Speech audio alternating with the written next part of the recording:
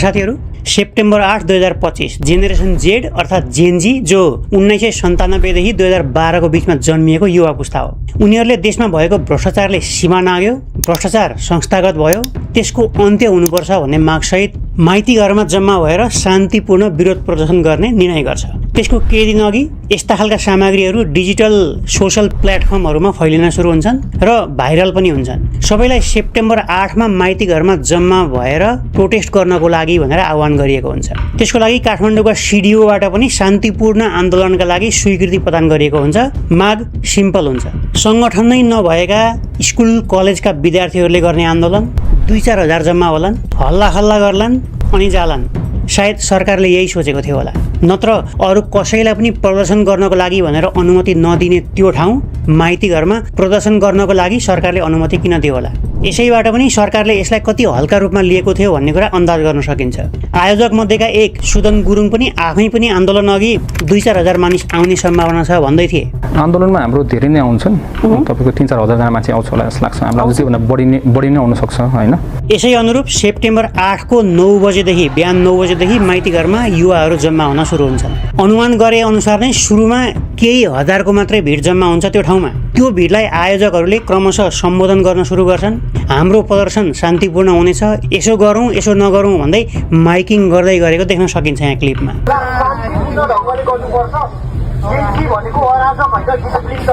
त्यहीँनिर सुदन गुरुङ लगायत अरू पनि आयोजकहरू त्यही छेउछाउमै देखिन्छन्। बिस्तारै वरिपरिबाट पनि अरू मानिसहरू थपिन थाल्छन्। त्यहाँ सहभागीहरूको संख्या क्रमशः बढ्दै जान्छ। उनीहरू सुरुको प्लान अनुसार बानेश्वरतिर जानेर प्रहरीले ब्यारिकेड राखेको छ, ब्लक गरेर राखेको छ, त्यहाँसम्म पुग्ने, केही बेर प्रदर्शन गर्ने अनि फिर्ता आउने मात्रै कार्यक्रम हुन्छ उनीहरूको। तोडफोड, आगजनी, मुठभेड, सत्ता परिवर्तन त सपनासम्म पनि देखेको हुँदैन यो बेलाले। त्यही प्लान अनुसार भिड बानेश्वरतिर अघि बढ्छ। जति अघि बढ्छ त्यति भिड पनि बढ्दै जान्छ, मानिसहरू मिसिँदै जान्छन्, गीत गाउँदै नारा लगाउँदै अघि बढ्दै जान्छ त्यो भिड त्यतिन्जेलसम्ममा पनि संयमित नै हुन्छ।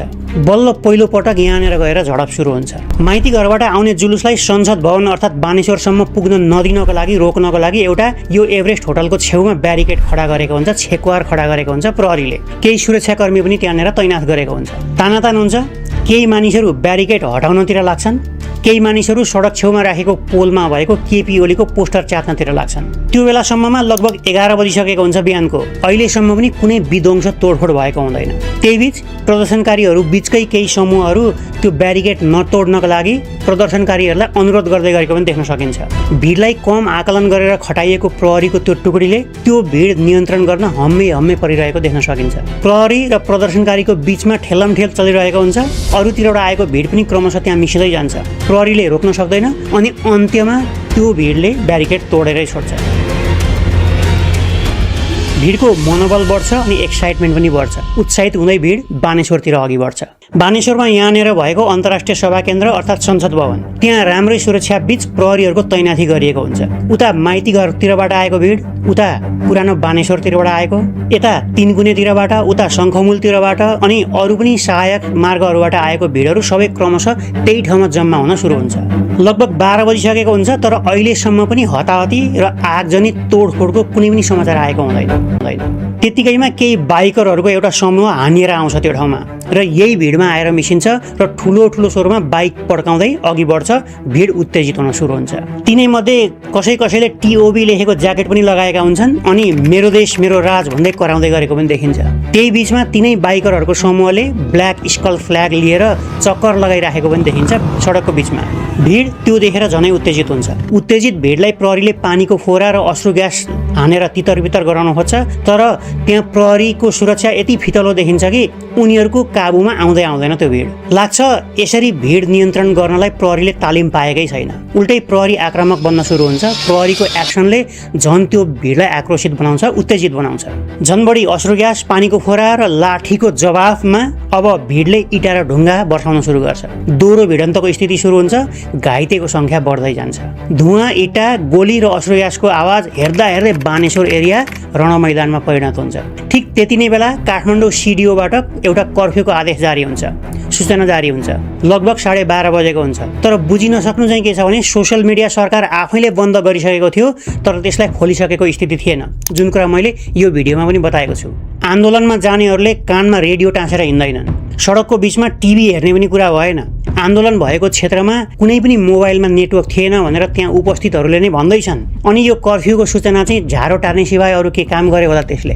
सुरक्षाकर्मीहरू कर्फ्यू लागू, संसदभित्र कुनै पनि हालतमा छिर्न नदिनु भन्ने आदेश आउँछ माथिबाट उनीहरूलाई, तर जनताले कर्फ्यू लागेको थाहा पाएकै हुँदैनन्। भिडन्तको स्थिति त्यहीँबाट सुरु हुन्छ। त्यही मारामारको बीचमा गोली हान्यो, गोली लागिसक्यो, मान्छे मर्यो भनेको आवाज आउँछ। यता अर्कोतिरबाट भिडबाट पनि आवाज आउँछ, कहाँ गोली हान्यो? माथिबाट।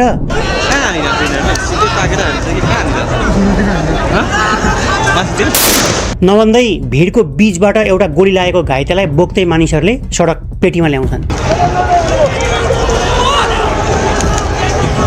फेरि त्यही सडकको किनारमै भिडकै बीचमा भएको अर्को मान्छेलाई हेर्दा हेर्दै गोली लाग्छ, बुक्लुक्क ढल्छ। उता गेटको छेउमा अर्को ढल्छ। त्यहाँ उपस्थित एक प्रदर्शनकारी भन्दै हुन्छन्, एक मिनटमा गोली हान्दैछ प्रहरीले। मिनटमा यहाँ एक जनाले यहाँ गोली हानेको यहाँ इन्सिडेन्ट देख्न सकिरहेको छौँ हामीहरू। अर्का त्यही उपस्थित व्यक्ति भन्दै हुन्छन्, टाउको मात्र देखिने गरी लुकेर बसेका मान्छेहरूलाई पनि टाउकोमै गोली लागेको छ। त्यो बार छ नि त्यो संसद भवनको, त्यो बारमा यति मात्र टाउको देख्छ नि, जो हामी जस्तो मान्छेहरू यसरी ठ्याक्कै हेरेर ट्याङमा हाने सिधै ढल्या भने उ त मेरो टाउकोमै हानेको। यता अर्कोतिर सडकको डिलमा लुकेर बसेका प्रदर्शनकारीहरूमाथि पनि ड्याङ्की ड्याङ कतैबाट गोली आउँदै हुन्छ, कहाँबाट आउँदै हुन्छ कसैलाई थाहा छैन। यस्तो लाग्छ कि गोली हान्ने मान्छे प्रहरी होइन, सुरक्षाकर्मी होइन, कोही सिकारी हो। एकपछि अर्को गर्दै मान्छेहरू ढल्न सुरु हुन्छन्। यो अर्को दृश्यले त झन् मानवताको सबै हद पार गर्छ। घाइते साथीलाई हस्पिटल लैजानको लागि एम्बुलेन्स भनेर प्रदर्शनकारीहरूले एउटा गाडी रोक्छन्। तर त्यही घटनाको अर्को एङ्गलको क्लिप हेर्नुहोस् यहाँ।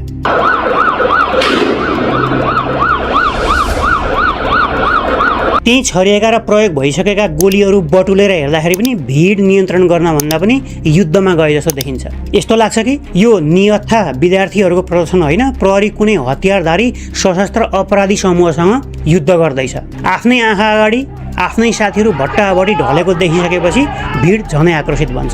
प्रहरीतर्फ पनि घाइते हुन्छन्। प्रदर्शनकारी मध्येमा कोही मानिसहरू अगाडि आएर प्रहरीलाई पनि गोली नहान्न र प्रदर्शनकारीलाई पनि ढुङ्गा नहान्न अनुरोध पनि गर्दै हुन्छन्। कोही घाइतेलाई मोटर बाइकमा हालेर हस्पिटल पनि कुदाउँदै हुन्छन्। कोही तोडफोड गर्ने मानिसहरूलाई तोडफोड नगर पनि भनिरहेका हुन्छन्।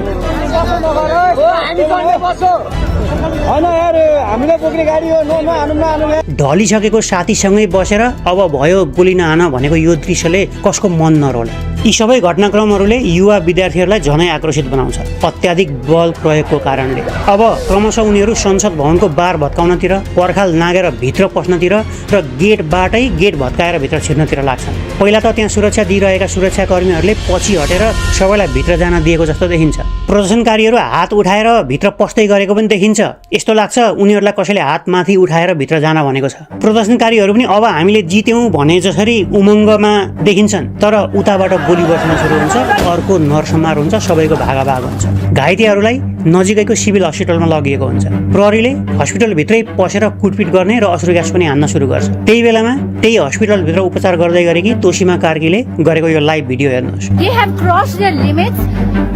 सिभिल हस्पिटलभित्र उपचार गरिरहेको ठाउँमा बिरामी ट्रान्सफर गरिरहेको बेलामा ढोकामा आएर गोली हाने यिनीहरूले। सायद यस्तो आन्दोलन नेपालमा योभन्दा अघि कहिल्यै पनि भएको थिएन। तोडफोड, आगजनी, केही घण्टाभित्रमै 2 दर्जन लगभग मानिसहरूको गोली हानेर बर्बर हत्या हुन्छ। के भएन त्यहाँ? जे नहुनु थियो त्यही भयो। काठमाडौँ मात्र होइन, उपत्यकाभन्दा बाहिर पनि त्यही स्थिति थियो। मुख्य सहरहरूमा यसै गरी विध्वंस भइरहेको थियो। आन्दोलन सकेर घर गइसकेका विद्यार्थीहरू अनि आन्दोलनमै सरिक नभएका घरमा बसेका, होस्टलमा बसेकाहरूलाई पनि प्रहरीले त्यहीँ गएर घरमै पकड्दै ठोक्दै गरेको दृश्य पनि बाहिरिन्छ। पुलिसको हेर्नु त दादागिरी, कोठाभित्र गएर यो एउटा दृश्यमा त भित्रबाट समाएर ल्याएर सडकको बीचमा भुकलुक्क ढालेको पनि देखिन्छ।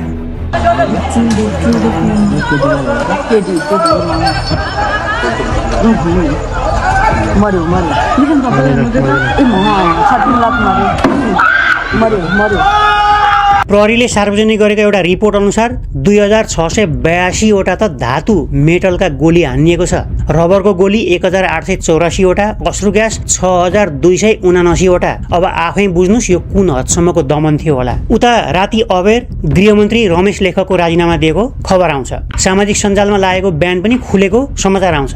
तर बाँकीले कहिले राजीनामा दिने भनेर सोद्धाखेरि तत्कालीन सरकारका प्रवक्ता सञ्चार मन्त्रीको यो भनाइ सुन्नुस् एकपटक। अरू मन्त्रीज्यूहरूले पनि राजीनामा दिने अरू मन्त्रीले राजीनामा दिने कुरा आउँछ। सडकमा बसेर मागेर त्यति मागेर भएन नि। अनि तपाईँहरूको सामाजिक सञ्जाल बन्द गर्ने निर्णयले यस्तो दुर्घटना भयो, अब के भन्नुहुन्छ भन्ने प्रश्नको जवाफ पनि सुन्नुहोस् एकपटक। अलिकति तपाईँहरूको समीक्षा चाहिँ भयो कि भएन? हाम्रो एउटा निर्णयले यो किसिमको घटना भयो, दुर्घटना भयो भन्ने किसिमको अलिकति नैतिक जिम्मेवारी तपाईँहरूले पनि लिने त्यो सोच, त्यसैले त त्यो चाहिँ खुला गरेको। त्यो खुला चाहिँ भइसक्यो होइन? भइसक्यो नि त, सुरु भइसक्यो। यो सब जसले देखे सुने भोगे उनीहरू रातभरि सुत्न सकेनन्। जोसुकैलाई पनि लागेको थियो भोलि यिनै विद्यार्थीहरू, तिनका साथीभाइहरू, आफन्तहरू जन उग्र भएर सडकमा आउनेछन्। त्यही आक्रोशमा हात सेकाउनेहरू पनि मिसिनेछन्। स्थिति भयावह हुनेछ भन्ने कुरा सबैले आकलन गरिसकेका थिए। तर तत्कालीन प्रधानमन्त्रीले परिस्थितिको गम्भीरता बुझेर भोलि झनै ठुलो अनिष्ट हुन सक्ने कारण सुरक्षा परिषदको बैठक डाकेर सेना परिचालन गर्ने र सङ्कटकाल लगाउने अनि आफूले पनि राजीनामा दिनुको सट्टामा केही भएकै छैन, सबै आफ्नो आफ्नो काम गर्नु भन्दै बस्छन्। जुन कुरो मैले यो भिडियोमा पनि बताइसकेको छु, अरू पत्र पत्रिकामा पनि आइसकेका छन्। रात सकियो, तर भोलि सूर्योदय सँगसँगै देश झन् अझै बर्बादीतर्फ जाँदै थियो। देशका धरोहरहरू जल्नै बाँकी थियो, सार्वजनिक र व्यक्तिगत सम्पत्ति जल्नै बाँकी थियो। अझै त्यत्रा मानिस मरे, तर न त गृहमन्त्रीले न त प्रधानमन्त्रीले नै गोली हान्ने आदेश दिएको थियो भनेर स्वीकारेका छन् अहिलेसम्म। अब गोली कताबाट बर्स्यो त्यो अर्को रहस्यमय विषय छ। अर्थात् जसको अहङ्कार र कुशासनले यत्तिका मानिस मरे, उनीको आवाज आज पनि झनै त्योभन्दा ठुलो छ। अहङ्कार घटेको देखिँदैन। अब भोलिको दिनमा कुनै दिन यिनै मानिसहरू आएर त्यो आन्दोलनमा सरिक भएका जेनजीहरूलाई अपराधी करार गरेर जेल पठायो भने अन्यथा नमाने हुन्छ। त्यसपछि दोस्रो दिन के भयो त्यो झन् भयावह छ। त्यसको अर्को पार्ट लिएर आउनेछु म। तर पनि तपाईँहरू सबैलाई मेरो अनुरोध छ, कृपया धैर्य गर्नुहोला। देश प्रसव वेदनामा छ, जटिल परिस्थितिमा छ। यो बेला होस पुर्याएन भने भोलि देशै रहन्छ कि रहँदैन भन्न सकिँदैन। ठन्डा दिमागले सोच्नुहोस्, तर हिजोका खराब पात्रहरूलाई चाहिँ नबिर्सिनुहोस्। छानबिन समिति बनेको छ। आशा गरौँ कि त्यसले अपराधीहरूको पहिचान गर्नेछ र उचित कारबाही हुनेछ। देशमा भएको जनधनको क्षतिप्रति दुःख व्यक्त अनि हत्या गरिएका र मारिएकाहरूको चिर शान्तिको कामना गर्दै उचित क्षतिपूर्ति, हत्याराहरूलाई सजाय, घाइतेहरूको उपचार अनि देशमा शान्तिको कामना। निर्वाचन आउन 6 दिन बाँकी रहँदा भाद्र 23 र 24 गतेको नेपालमा भएको विद्रोहबारे बीबीसीले सार्वजनिक गरेको वृत्तचित्रमा आधारित रहेर पक्ष र विपक्षमा बहसहरू तातिएका छन्। स्टोरी मैले पनि हेरेँ। एकरो जुन किसिमले स्टोरी आएको छ नि, कहीँ स्टोरी प्रायोजित हो कि जस्तो तपाईँले सँग गर्न चाहिँ सक्नुहुन्छ कि त्यसमा?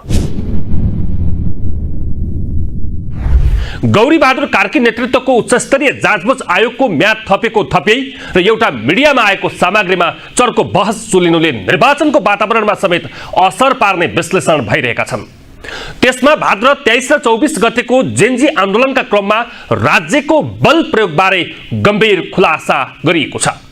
जेनजी अभियान्ताको रूपमा रक्षा बमलाई हाइलाइट गरिएको सामग्रीको विश्वसनीयताबारे थप प्रश्नहरू समेत उब्जिएका छन्।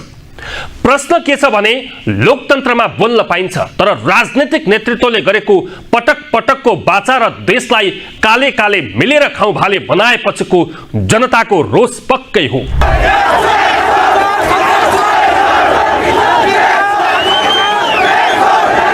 तत्कालीन 23 गते विद्यालय पोसाकमा गएका बालबालिकाहरूलाई फकाएर किन शान्त पार्न सकिएन? संसद भवन भित्रै प्रवेश गरिसकेका विद्रोही चेतलाई प्रहरीले के गर्ने? तत्कालीन सरकारमा भएका दलहरूको भूमिका के रहने? प्रहरीले संविधानले अख्तियार गरेको नियमावलीमा टेकेर काम गर्ने कि नगर्ने? के निहत्था बालबालिकालाई मार्न पाइन्छ? यी विषयलाई गम्भीर रूपमा बुझ्न जरुरी छ। यी र यस्ता सामग्रीले आन्दोलनलाई मात्र होइन, कतै देशको सार्वभौमिकतामाथि नै प्रहार गरिरहेका त छैनन्? प्रहरीलाई नै कमजोर देखाएर अर्को कुकृत्य मञ्चन भइरहेको त छैन? यस्ता धेरै प्रश्नहरू छन्। प्रहरीले बीबीसीको वृत्तचित्रलाई एकहोरो र बढी कल्पनामा आधारित भनिसकेको छ। तत्कालीन शासकहरूले संयमता नअपनाउँदा ठूलो घटना घटेको यथार्थ हो। सरकारलाई भीड शान्त पार्ने धेरै अवसरहरू पनि थिए, तर ती ओबी को थिए? दलाई लामाका समर्थक भनिएकाहरू कहाँ थिए? पानी बाँड्नेहरू कहाँ थिए? संरचना तुरुन्तै ध्वस्त पार्ने तालिम प्राप्त समूह को हुन्? यस्ता प्रश्नहरू अनुत्तरित हुँदा थप समस्या निम्तिएको पक्कै छ। कार्की नेतृत्वको आयोगले तत्काल सबै यथार्थ चित्र सार्वजनिक गर्न सक्ला? यति बेला सामाजिक सञ्जाल तातेको छ। निर्वाचन आयोगले प्रेस काउन्सिललाई पत्राचार गर्दै उक्त सामग्री हटाउन पहल गर्न आग्रह गरेको छ। यहीबाट यो विषय केवल एउटा भिडियोको बहसमा सीमित रहेन, यो राज्य, मिडिया र चुनाव बीचको जटिलता सम्बन्धको प्रतीक बन्न पुगेको छ। भाद्र 23 र 24 को आन्दोलन युवा केन्द्रित थियो। त्यसमा भएको झडप, कर्फ्यू र गोली चलाइएको आरोपले त्यति बेलै पनि ठूलो चर्चा पाएको थियो। अहिले बीबीसी वर्ल्ड सर्भिसले तयार पारेको वृत्तचित्रमा ती घटनालाई पुनः उठाइएपछि पुरानो घाउ फेरि ताजा भएको छ। वृत्तचित्रमा तत्कालीन प्रहरी नेतृत्वमाथि निहत्था प्रदर्शनकारीमाथि गोली चलाउन आदेश दिएको दाबी प्रस्तुत गरिएको छ। पिटर वालले नै दाबी गरेको बताइएको छ। यही दाबी र राजनैतिक र संस्थागत रूपमा तरङ्गको मुख्य कारण समेत बनेको छ। आयोगको तर्क के हुन सक्छ? चुनावको समयमा कुनै पनि सामग्रीले मतदातालाई प्रभावित पार्ने सम्भावना रहन्छ नै। विशेष गरी यदि सामग्रीले राज्य संयन्त्रप्रति अविश्वास, आक्रोश वा भावनात्मक प्रतिक्रिया उत्पन्न गराउने खालको छ भने त्यसले चुनावी वातावरण असन्तुलित बनाउन सक्छ भन्ने चिन्ता आयोगको रहेको छ। उसले प्रेस काउन्सिललाई त्यही कारण पत्राचार गर्न भनिसक्यो। निर्वाचन आयोगको संवैधानिक जिम्मेवारी चुनावलाई स्वच्छ, निष्पक्ष र प्रभावमुक्त बनाउनु हो। त्यस दृष्टिले हेर्दा आयोगले संवेदनशील सामग्रीप्रति चासो देखाउनु अस्वाभाविक होइन। यो विषयलाई सरल भाषामा बुझ्दा 3 वटा पाटो देखिन्छ: चुनावी असर, सुरक्षा निकायको मनोबल र मिडिया स्वतन्त्रता। पहिलो, चुनावी असर। निर्वाचन नजिकै गर्दा मतदाताको मनोविज्ञान निकै संवेदनशील हुन्छ। युवा आन्दोलनसँग जोडिएको घटनाबारे अन्तर्राष्ट्रिय मञ्चबाट रिपोर्ट सार्वजनिक हुँदा युवा वर्गमा पुनः भावनात्मक प्रतिक्रिया आउन सक्छ।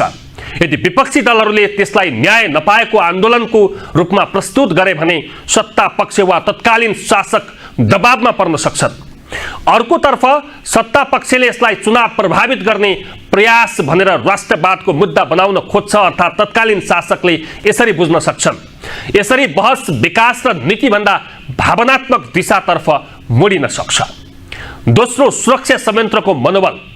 प्रहरी संगठन आदेश र अनुशासनमा चल्ने संरचना हो। यदि अन्तर्राष्ट्रिय वृत्तचित्रमा शीर्ष नेतृत्वमाथि गम्भीर आरोप सार्वजनिक हुन्छ भने त्यसले संगठनभित्र असहजता ल्याउन सक्छ। तल्लो तहका कर्मचारीमा आदेश पालना गर्दा भोलि विवादमा परिन्छ कि भन्ने डर उत्पन्न हुन सक्छ। शीर्ष नेतृत्वमा पनि रक्षात्मक सोच बढ्न सक्छ। तर मनोबल केवल आरोपले घट्दैन, राज्यको प्रतिक्रियाले निर्धारण गर्ने विषय पनि हो। यदि पारदर्शी छानबिनको बाटो रोजियो भने संगठनभित्र पनि विश्वास बढ्न सक्छ। तर सीधा सामग्री हटाउन खोजियो भने बाहिर अभिव्यक्ति स्वतन्त्रतामाथिको हस्तक्षेपको सन्देश समेत जान सक्दछ। तेस्रो, मिडिया स्वतन्त्रता। लोकतन्त्रमा खोजमूलक पत्रकारिता महत्त्वपूर्ण अङ्ग हो। यदि सामग्री तथ्यमा आधारित छ भने त्यसलाई प्रतिबन्ध लगाउनु समाधान होइन, तथ्यसहित खण्डन गर्नु उपयुक्त बाटो मानिन्छ। यदि सामग्री भ्रामक छ भने त्यसबारे स्पष्ट प्रमाण सार्वजनिक गर्न सकिन्छ। प्रतिबन्ध अन्तिम उपाय हुनुपर्छ भन्ने धारणा प्रबल छ। विशेष गरी चुनावको समयमा सूचना नियन्त्रणको छवि बनेमा त्यसले अन्तर्राष्ट्रिय स्तरमा पनि प्रश्न उठाउन सक्दछ। यहाँ अर्को महत्त्वपूर्ण पक्ष छ समय।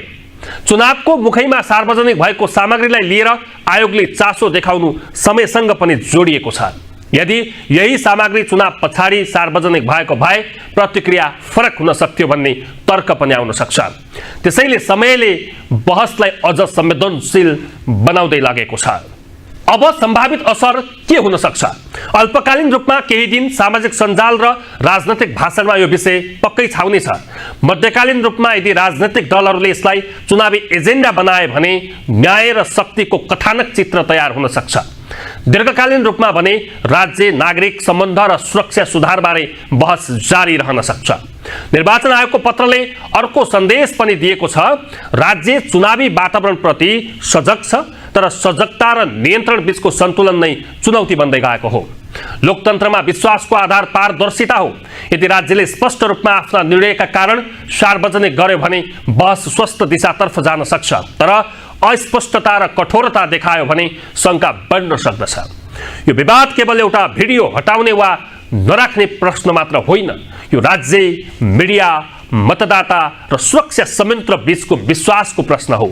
भाद्र 23 र 24 को घटनाबारे उठेका प्रश्नहरूलाई पारदर्शी रूपमा सम्बोधन गरियो भने चुनावी वातावरण सन्तुलित हुन सक्छ, तर यदि बहसलाई दमन र प्रतिदमनको दिशामा लगियो भने यसले चुनावलाई मात्र होइन, लोकतान्त्रिक विश्वसनीयतालाई समेत असर गर्न सक्दछ। चुनाव लोकतन्त्रको पर्व हो। त्यो पर्व भावनाले होइन, विश्वासले चल्नु पर्दछ। अहिलेको परिस्थिति राज्य, सुरक्षा निकाय र मिडिया सबैका लागि परीक्षा हो।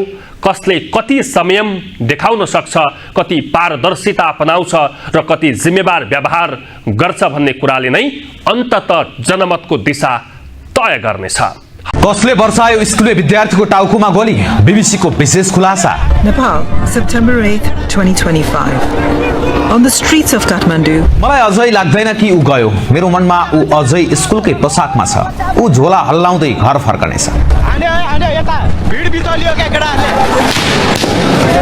दर्शकवृन्द, यी शब्द हुन् 17 वर्षीय श्रीएम चौलागाईकी आमा गंगा कार्कीका, जो आज पनि आफ्नो छोराको बाटो हेरेर बसिरहेका छिन्। तर विडम्बना, श्रीएम अब कहिल्यै फर्कने छैन। गत भदौ 23 गते काठमाडौँको सडकमा शान्तिपूर्ण रूपमा घर फर्किँदै गर्दा राज्यको बन्दुकले उनको टाउको चिचोलेको थियो। नेपालको इतिहासमै राज्यले आफ्नै युवा पुस्तालाई शत्रु जस्तो व्यवहार गरेको त्यो कालो दिन अर्थात् भदौ 23 र 24 गतेको जेन्जी आन्दोलन, जहाँ 77 जना नेपालीले ज्यान गुमाए। सरकार ढल्यो, नयाँ प्रधानमन्त्री आए, तर न्याय अझै आएन।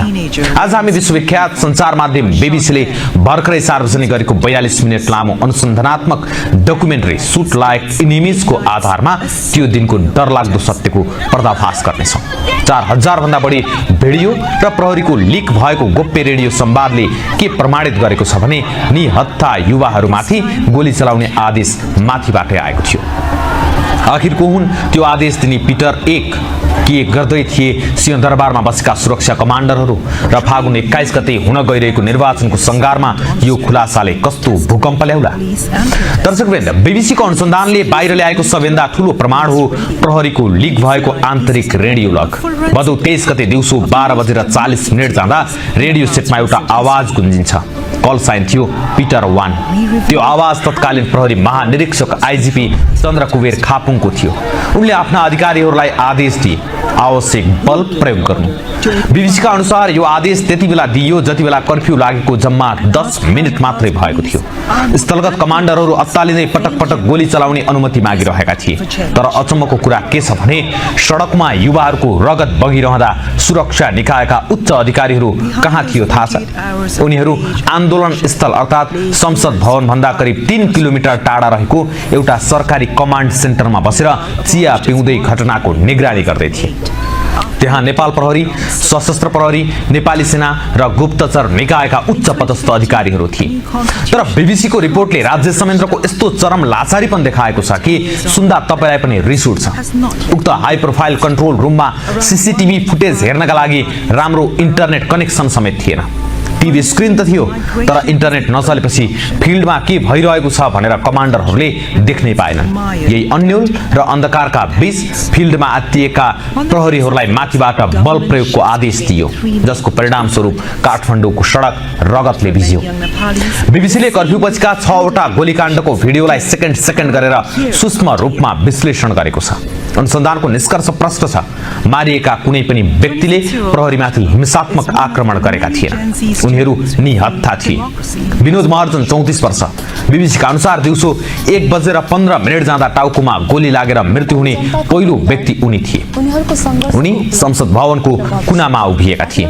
रसिक खतिवडा 22 वर्ष, जसको हातमा ढुङ्गा होइन एउटा प्लेकार्ड थियो जसमा लेखिएको थियो हामीलाई नेता चाहिन्छ, लुटेरा होइन। त्यही प्लेकार्ड बोकेकै अवस्थामा अवस्थामा उनको छातीमा गोली हानियो।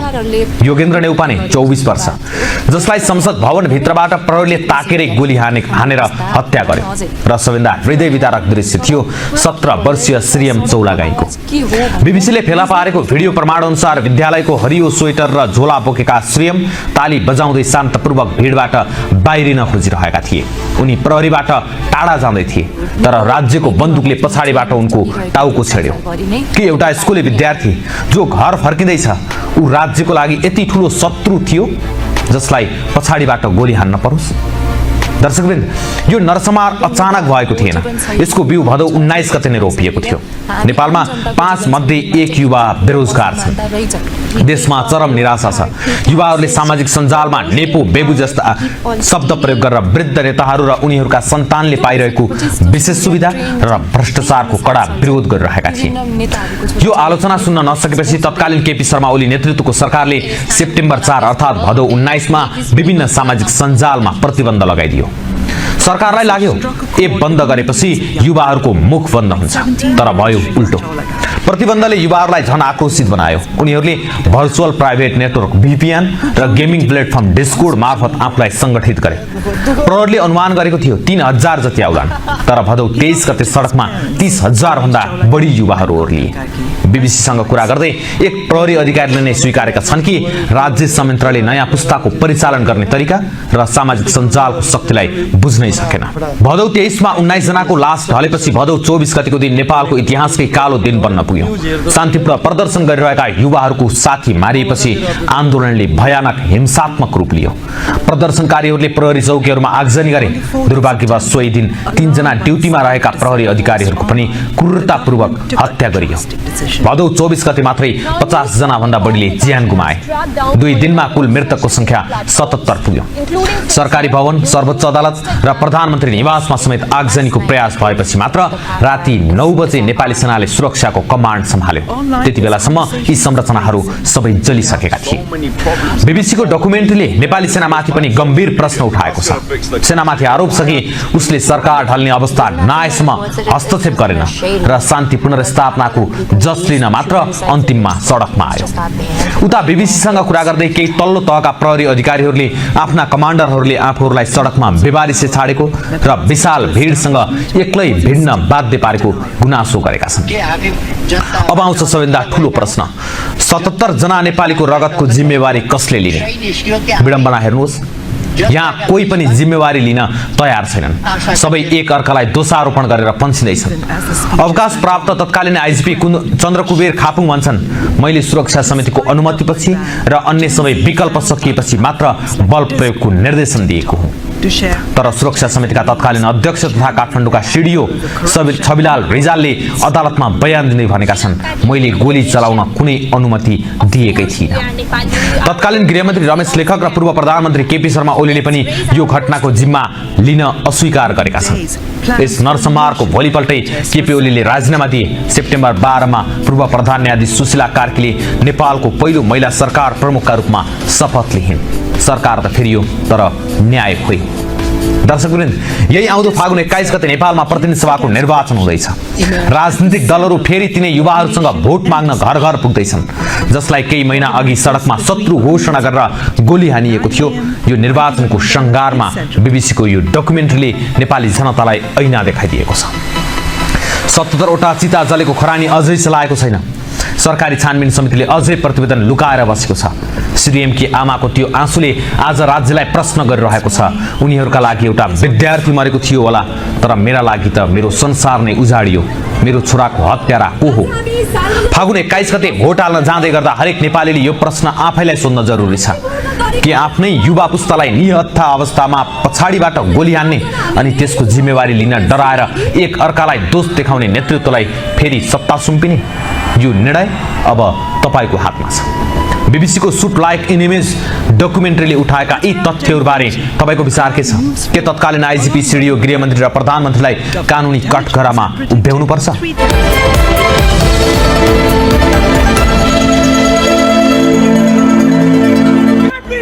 भिड बितलियो नि त नि हाने यता भिड बितलियो क्या केटाहरूले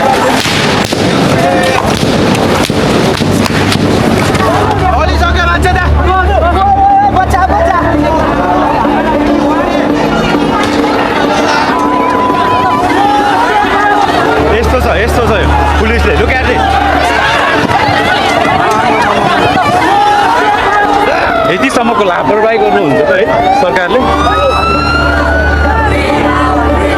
Nepal, September 8th, 2025. On the streets of Kathmandu, Gen Z protesters call for change and are met with tear gas and live fire. Over the next few hours, 19 young Nepalis, including a teenager wearing school uniform, are shot dead by their own security forces.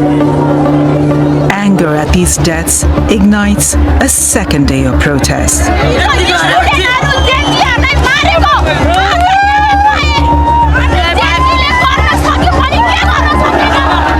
And this time, it cannot be contained.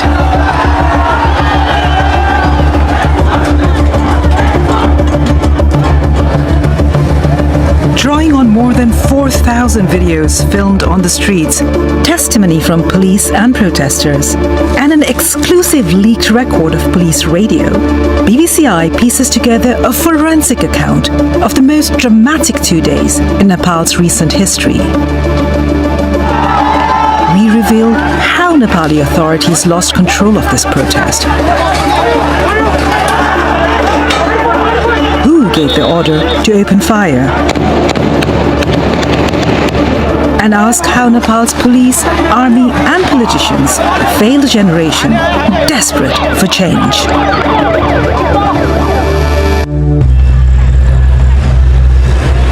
Behind those 48 hours of rage and bloodshed lay years of quiet frustration. Nepal abolished its monarchy in 2008 after a decade-long civil war. In 2015, a new constitution promised a fresh start. But 10 years on, that promise has not yet been realized. Around 1 in 5 young Nepalis are unemployed. For millions, migration is the only option. The country remains mired in debt and economic dependence. On the face of things, government shifts between the 3 main political parties. But for many young Nepalis, the same group of elderly politicians cling to power year after year. 26-year-old Rakshaban is one of the many Gen Z students who feel democracy has fallen short. Nepali जनताको बलिदान, उनीहरूको सङ्घर्षको उपलब्धि र भविष्य आज एउटा व्यक्तिको अहंकार र कुशासनको बन्धनमा छ।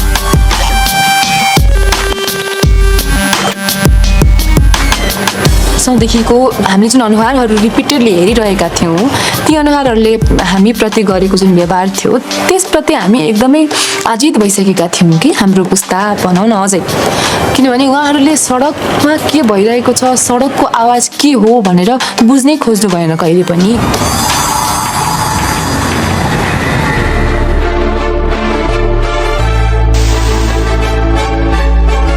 नेपो बेबीवाला जुन ट्रेन्ड चलिरहेको थियो संसारभरि नै, त्यो नेपाल पनि आयो।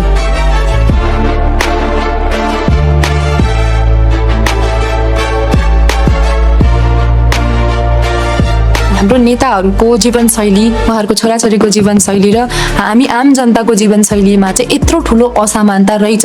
We wake up, work hard, pay taxes, but those in power, they keep on stealing. त्यो भइसकेपछि सोसियल मिडिया ट्रेन्ड चाहिँ त्यही अनुसार चल्छ नि त। विभिन्न नेताहरूको छोराछोरी अथवा नेताहरू एक्सपोज हुँदै थिए। It is time we call out these people and make these people feel accountable for their choices. That message struck a chord with millions of young people, like 17-year-old Shriyam Chaulagai, known as Banku to the family, who joined the debate on social media. He often took his parents, Ganesh Chaulagai and Ganga Karki, by surprise.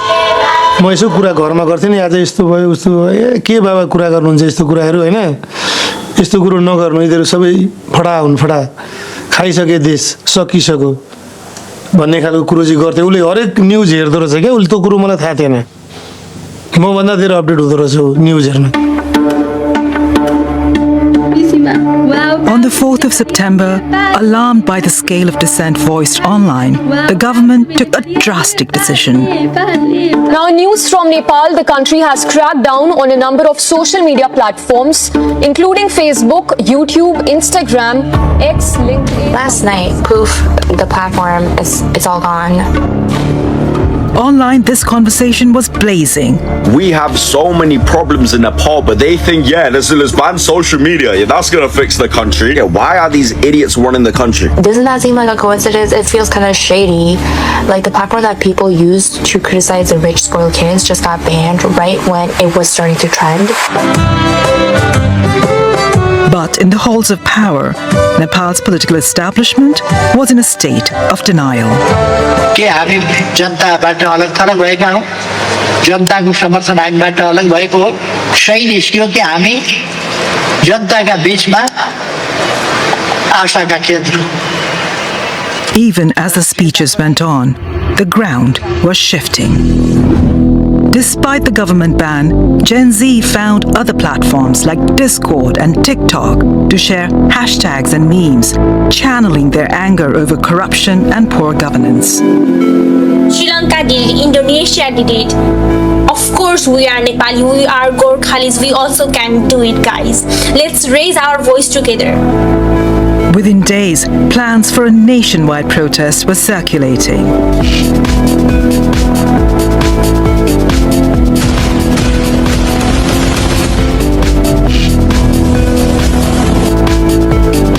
A Discord server, Youths Against Corruption, emerged as the central hub for coordination and discussion.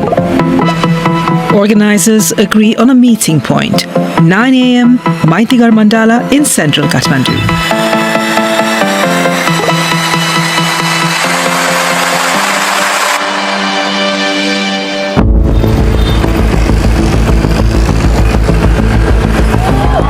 The next morning, Raksha is on the front line. आज हामी सार्वजनिक सम्पत्ति नष्ट गर्दैनौं शान्तिपूर्ण तरिकाले आवाज उठाउँछौं त्यसैले सबजना हामी रेडी छौं आजको प्रोटेस्टको लागि We are ready!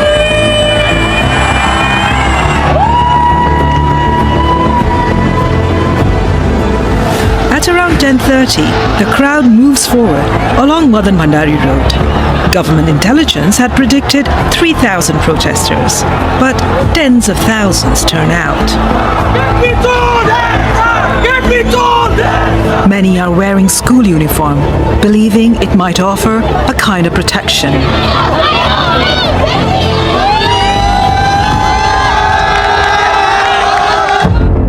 The protesters are heading for Nepal's parliament. But before they get there, they hit a barricade. Some 200 police are now face to face with thousands of protesters. And the mood starts to turn.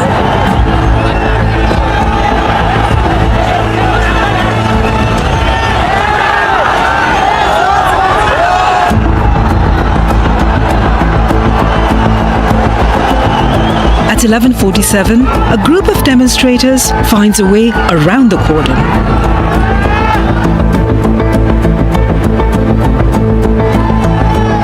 The police, taken by surprise, abandon the barricade.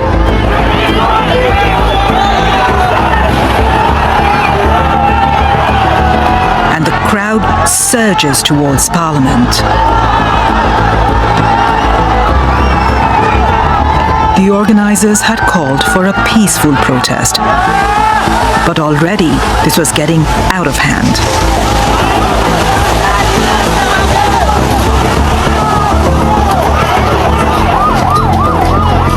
The tragedy that followed was captured in more than 4,000 videos and pictures taken by journalists, bystanders, and protesters.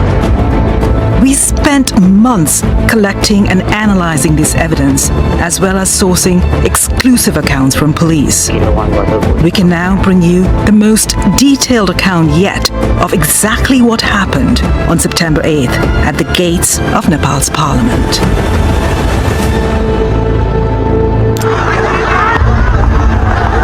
At It's 11:58. Protesters face off against armed police.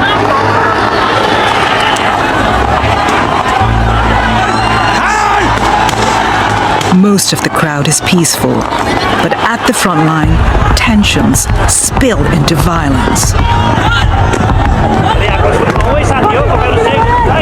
Some protesters climb onto the roof above the entrance gate to Parliament.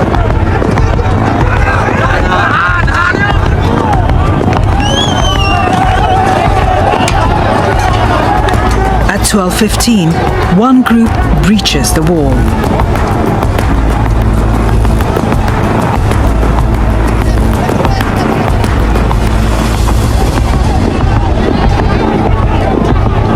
They're quickly pushed back by police. On Discord, some protesters start to worry.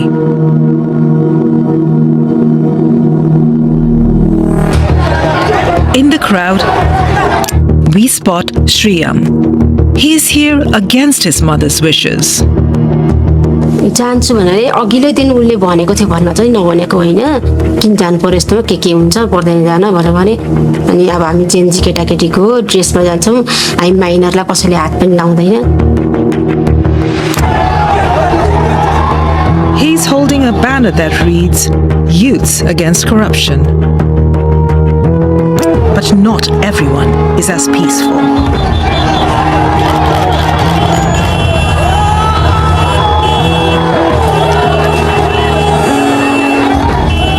At 12:30, a curfew is declared. The gathering is now illegal. Word spreads from phone to phone.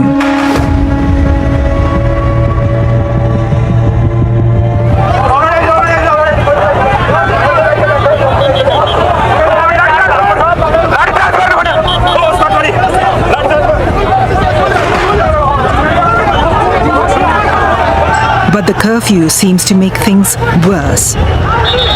Police fired tear gas and rubber bullets.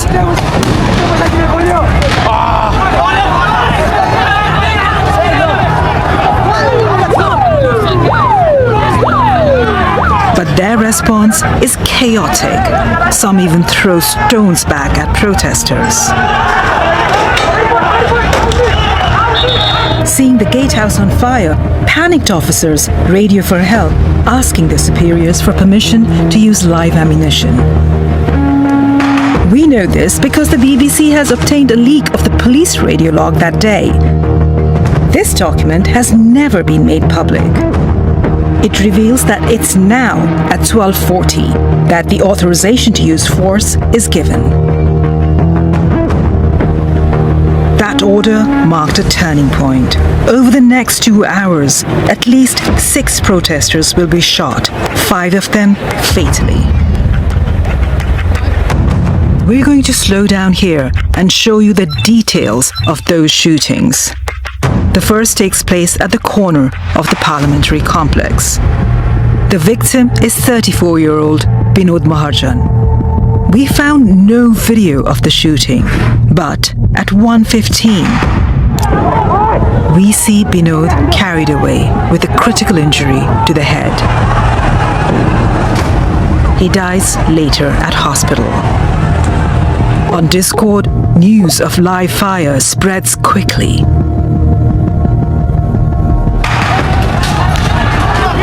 And on the streets, anger escalates to fury.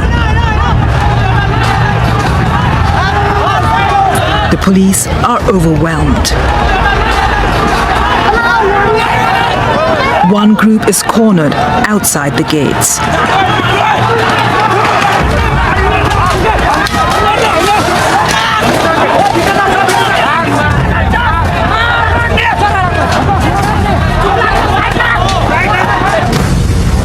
At 1:42, our police timeline records the panic among officers. Police bleeding profusely and about to be killed. Shooting at main gate may be necessary. The assault lasts for 4 minutes. Eventually, they use tear gas to drive back the crowd. and retreat into the grounds of Parliament. Guys लोग परिवर्तनको लागि यतिको क्रान्ति खोजेको थियो सायद देशले गोली बर्सात भइरहेको छ थाहा छैन कतिजनाको मृत्यु भइसक्यो कतिजनालाई घाइते भएका छन् होइन एक पछिबाट हेर्ने हो भनेदेखि चाहिँ पुलिसहरूलाई पनि बिचरा माया लाग्यो. The next order to come through police radio is unambiguous. Open fire to establish safety. Regain control of situation. The next person to be shot is 27-year-old Kamal Ghimire. At 1:48, we find him on the opposite side of the avenue. This is the view from Kamal's own phone. He records a group of police officers, at least 2 of whom are armed with handguns. Kamal then walks away from the front lines. His camera captures this man throwing a stone at police. And then Kamal falls.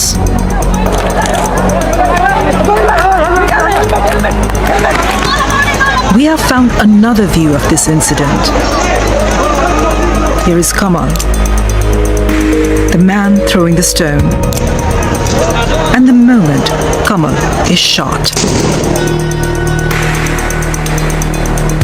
His medical report states that the bullet entered beneath his left arm and exited through his back. We do not know the precise trajectory, but we can see the general direction from which this bullet was fired. And it points toward the same group of police Kamal Ghimire had filmed just moments before. The bullet missed Kamal's spine by millimeters. He survived. At almost the same moment, 200 meters to the west, another young man is shot. This is 22-year-old Rashik Khatiola earlier in the day. His t-shirt says, "We want leaders, not looters." We do not know exactly when Rashik is shot or from where, but at 1:53, a protester's phone captured these images of Rashik being carried away with a bullet wound to his chest. He died of this injury. He was 22. By this time, accounts on Discord are urging demonstrators to leave. But 24-year-old Sulav Rajshrestha stays at the Parliament gates. He's carrying a sign that says, "No more corruption." We see him here, wearing the blue backpack, observing the confrontation at the gate. Seconds later, just a few steps away,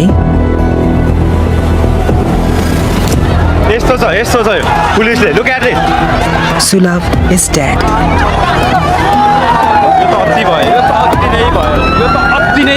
Realizing that he could not be saved, protesters carry Sulav to the gates.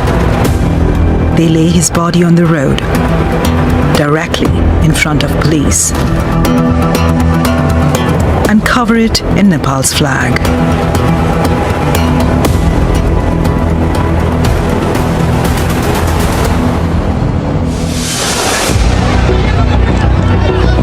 Among those who witnessed the shooting was 17-year-old Shriyam Cholagai, the boy in school uniform. Minutes later, closer to the junction, we catch Shriyam again. Ahead of him, a group of protesters is pelting the police with stones.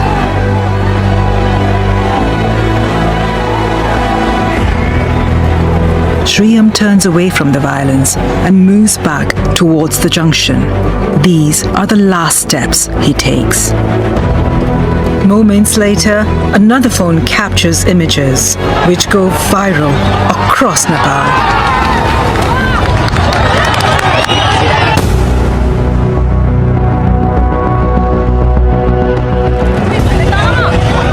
Bleeding heavily heavily from a gunshot wound to the back of the head, Shriyam is carried across the road.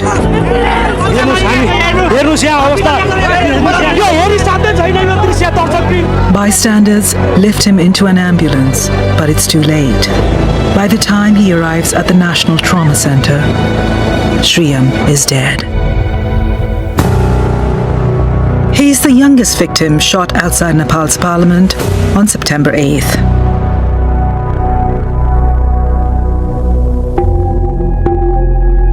Nepal's Gen Z protesters have always maintained that Binod, Rashik and Shriyam were killed by police, but none of those shootings was captured on camera. The next person to be killed, Yogendra Nupani, is shot just a few steps away. And this time, we have the clearest evidence yet that, as Yogendra fell, shots were being fired from inside the grounds of Parliament. Just 90 seconds before this shooting, vlogger Nishad Dahal turned his camera towards the grounds of Parliament. Pay attention to this group of police officers. At exactly 2:21, they move towards the wall, separating Parliament from the street.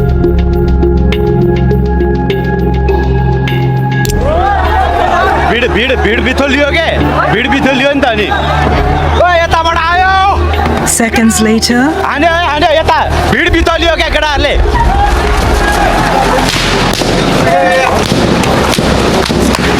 we hear 7 gunshots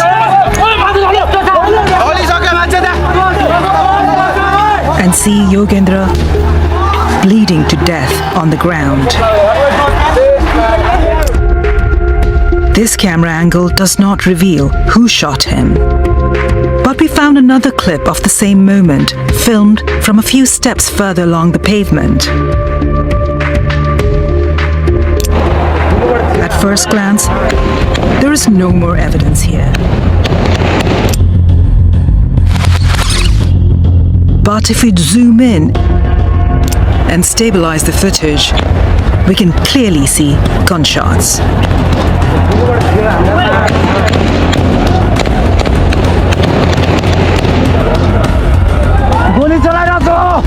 15 seconds later, a third camera captures what appears to be the same group of officers moving towards the corner of the grounds. This is the clearest visual evidence we have found indicating that unarmed protesters were shot dead by Nepali police from inside the grounds of Parliament. Protesters took what cover they could find. Yogendra died of his injuries. He was 24. In the footage investigated by the BBC, neither Yogendra nor any of the other victims we have examined was engaged in any violence. According to official figures, 19 young Nepalis were killed in the protests on September 8th. A further 300 were injured.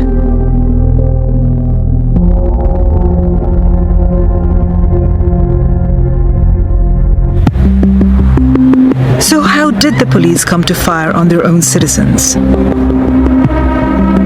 According to our police sources and the leaked transcript, the order came through police radio from call sign Kilo 1. हाम्रा केही साथीहरू गम्भीर रूपमा घाइते भए हामी मध्ये एकजनाले उद्धारको लागि भन्यो किलो 1 बाट गोली चलाउने आदेश आयो Kilo 1 was Bishwa Adhikari, the officer in charge of Nepal police operations in Kathmandu that day. But Kilo 1 was not at the top of the chain of command. The police log reveals the first order to use force came from a more senior officer using the call sign Peter 1. Curfew already in place. No further need to obtain permission. Deploy necessary force. Peter 1 was Chandrakubir Khapung, Nepal's most senior officer, the Inspector General of Police. He has denied responsibility.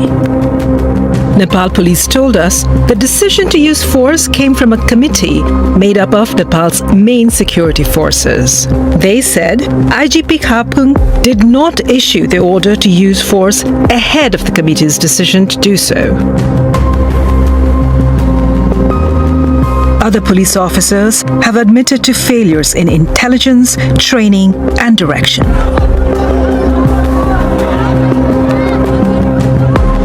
They also blame the army for failing to support them. But most are haunted by what happened.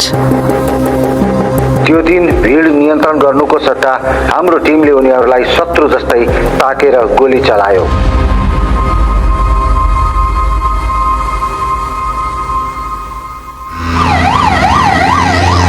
Later that day, Shriyam's dad got a call no parent wants to get. त्यसो त बङ्कुलाई ट्रमामा ल्याएको रहेछ, ट्रमामा आउनु पर्यो तपाईँ भन्नु. एक ठाउँमा अलिकति भिडभाड थियो के, गेटदेखि अलिकति वर के को भिडभाड रहेछ भने यसो उठेर हेरेको त नेम लिस्ट टाँसेको रहेछ. 1 नम्बरमा श्रेम चौलागाई भनेर.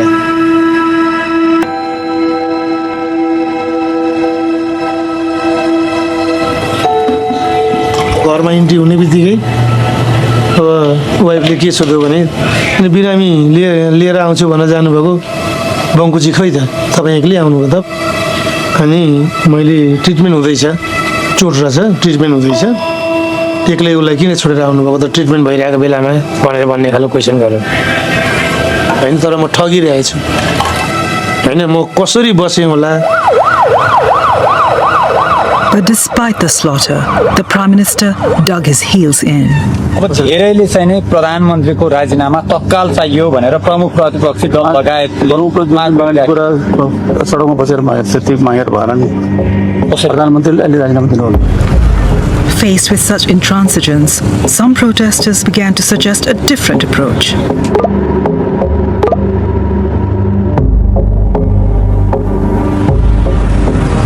त्यो रात चाहिँ कहिले बिहान होला र कहिले फेरि यो सरकार विरुद्ध यसले उचालेको कदम विरुद्ध फेरि सडकमा जान पाइएला भन्ने बिहानको प्रतीक्षामा थिएँ म.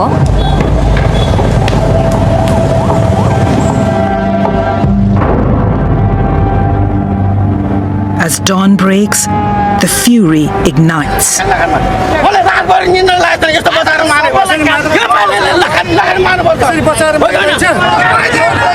At first, Nepal's authorities had a plan. Regular police units would contain the crowds, backed by the armed police force, with the army held in reserve. Security forces are deployed in and around the parliamentary complex. By 8:30 a.m., a curfew is imposed.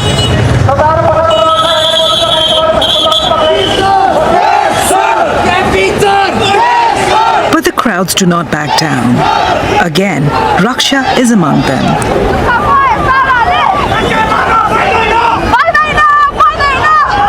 This is the view from her phone as protesters move towards Parliament.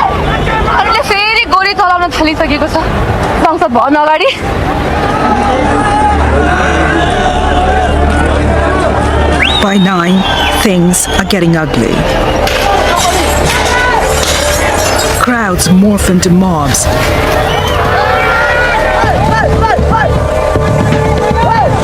Targeting the police.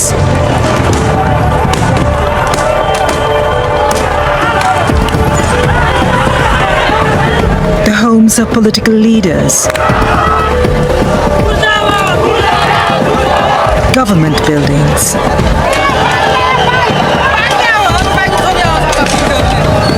And even private property belonging to those perceived to be close to power. The violence circulates online in real time.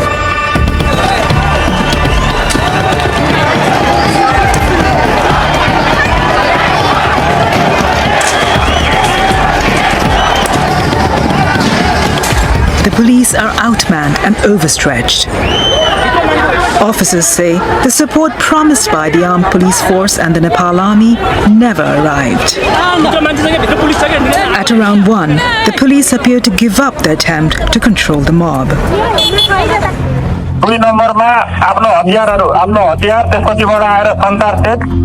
त्यसपछिबाट भेहिकलहरू र आफ्नो safety आफ्नो टोलीको safety गर्ने त्यसै हो। यति दुईटा कुरा मेन प्रायोरिटीमा राखेर काम गर्ने।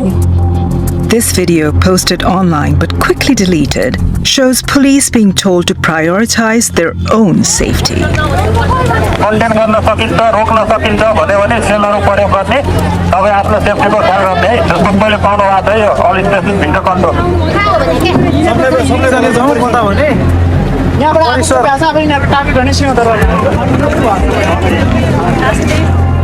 With the police in retreat, chaos reigns.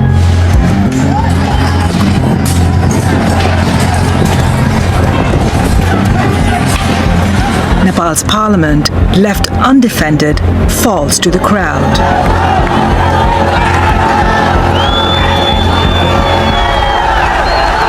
By 2, it's under their control.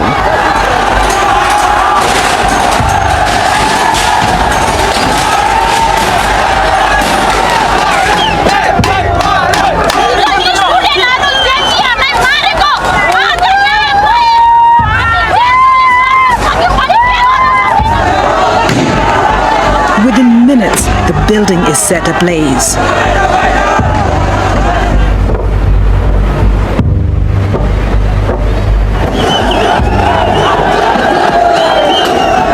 Crowds breach the Supreme Court and Singha Darbar, the historic compound housing most government ministries.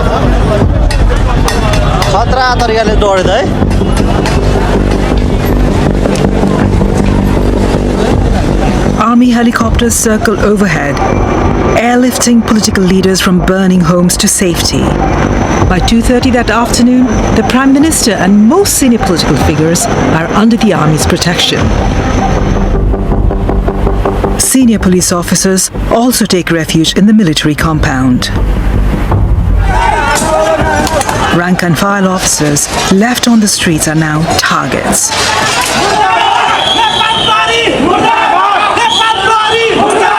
Some are stripped off their uniforms and publicly humiliated.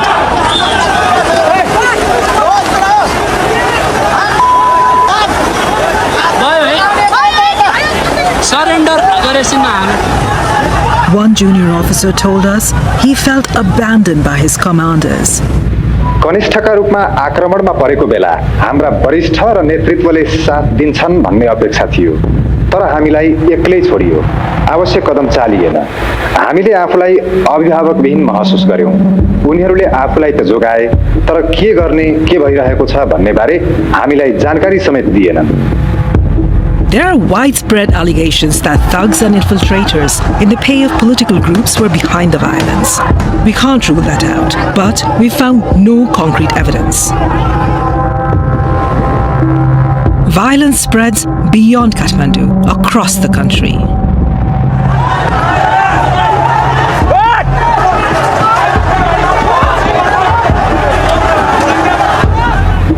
Finally, in the early afternoon, Prime Minister Oli resigns. एक हिसाबले लाग्यो कि हामीले देश अब हाम्रो भयो हैन, हामीले यस्तो अहंकारी यस्तो सरकारलाई घुँडा टेकायौं भन्ने खुसी पनि थियो त्यो बेलामा र एक प्रकारको हामी वेदनामा पनि थियौं। हामीले आर्मीलाई रिक्वेस्ट गर्यौं, प्लिज है अब यस्तो तपाईहरुले रोकिदिनुस्, तपाईले कन्ट्रोल गरिदिनुस् भन्ने खालको, यो पीस मेन्टेन गरिदिनुस् भन्ने खालको आग्रह गर्यौं।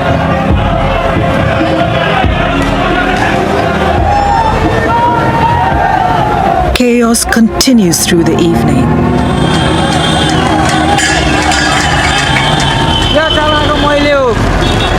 यो नेपाल हाम्रो यो नेपाल कसैले केही गर्न सक्दैन।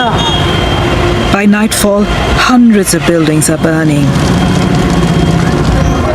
Banks and armories looted. More than 13,000 prisoners are broken free. 3 police officers killed and at least 50 more Nepalis are dead. At 9, the army finally steps in. यस विषम परिस्थितिबाट राष्ट्रलाई शान्तिपूर्ण तवरले निकास दिनको लागि आन्दोलनरत समूहलाई आन्दोलनका कार्यक्रमहरू स्थगन गरी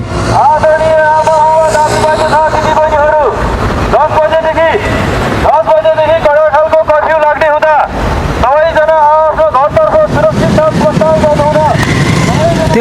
intervention brought an end to 2 days of chaos and bloodshed. But many Nepalis felt they'd left it too late. Nepali सेनासँग प्रशस्त सैनिक थिए। सर्वसाधारणमाथि गोली चलाउनु पर्ने आवश्यकता थिएन। मुख्य सडकहरूमा 100 देखि 150 सैनिक तैनात गरे मात्र पनि पुग्थे। यसरी ठूलो राष्ट्रिय क्षति टार्न सके। तर प्रहरी सबैभन्दा बढी मार सहेर बचेपछि मात्रै उनीहरू श्रेय लिन आएका जस्तो महसुस हुन्छ।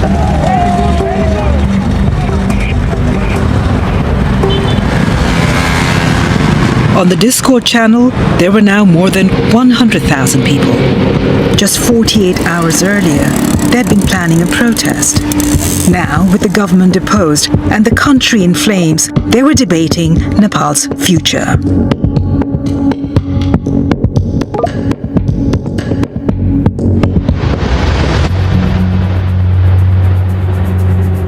Sushila Karki, a former Supreme Court Chief Justice, was sworn in after protesters forced her predecessor from office. The peace imposed by the army held. On September 12, Nepal got its new Prime Minister, the first woman to run the country. Her task, overseeing fresh elections and an inquiry still ongoing into the events of September 8th and 9th. At the heart of that inquiry is a simple question: who was responsible for the killings that set the country alight? Already, key people in the chain of command are blaming each other. Our sources say the authorization to use force came from Nepal's top police officer, Chandrakuber Kapu, call sign Peter 1. The police in turn say the decision came from the District Security Committee, headed by Chief District Officer Chabilal Rizal. Rizal has denied responsibility. So has the then Home Affairs Minister Ramesh Lekhak. Even the former Prime Minister, KP Oli, refuses to admit any fault. अनि जिम्मेवार हुनुपर्छ भनिन्छ। कुन देशमा जिम्मेवार को होस्? रङ्गभेदका कारणले घाँटी थिचिएर मर्दा राष्ट्रपति जिम्मेवार हुन्छ कि? While police and politicians pass the buck, the families of those killed are mourning their loved ones.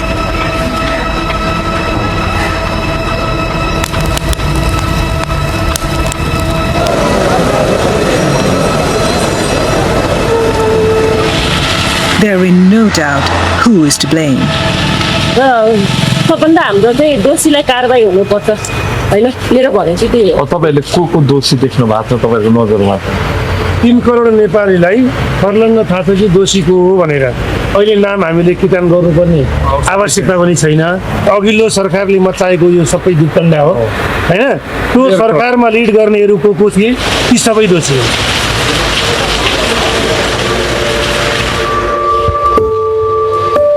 हाम्रो सपना सुरै भयो। उनीहरूको लागि त एउटा विद्यार्थी गयो, हाम्रो लागि त एउटा संसारै गयो। भित्री मलाई रुनै आउँदैन क्या, मलाई गफ गरिराख्नु मन लाग्छ। यही छ भन्छु अनि म उसँग गफ गरिराख्छु।